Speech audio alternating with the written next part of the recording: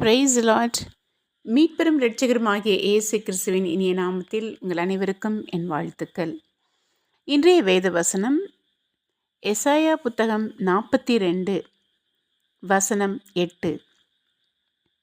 நான் கர்த்தர், இது என் நாமம், என் மகிமையை வேறொருவனுக்கும் என் துதியை விக்கிரகங்களுக்கும் கொடேன். அல்லேலூயா. I am the Lord, that is my name, and I will not give my glory to another or my praise to idols. Amen. அதற்கு முன்பாக உள்ள வசனம் சொல்கிறது, நான் நீதியின்படி உம்மை அழைத்து உம்முடைய கையை பிடித்து உம்மை தற்காத்து உம்மை ஜனத்திற்கு உடன்படிக்கையாகவும் ஜாதிகளுக்கு ஒளியாகவும் வைக்கிறேன். நான் கர்த்தர், இது என் நாமம். அவருடைய மகிமையை வேறொருவனுக்கும் கொடாமல், விக்கிரகங்களுக்கு கொடாமல், அவருக்கே கொடுக்க நாம் முன் வருவோம்.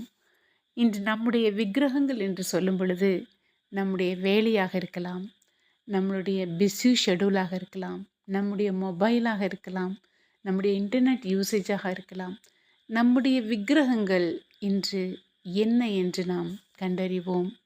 அவைகளை துரத்திவிட்டு, அவைகளை தூரப்படுத்தி, அவைகளை அப்புறப்படுத்தி தேவனுடைய நாமத்திற்கு மட்டுமே அந்த மகிமையை செலுத்த நாம் இறைஞ்சுவோமா?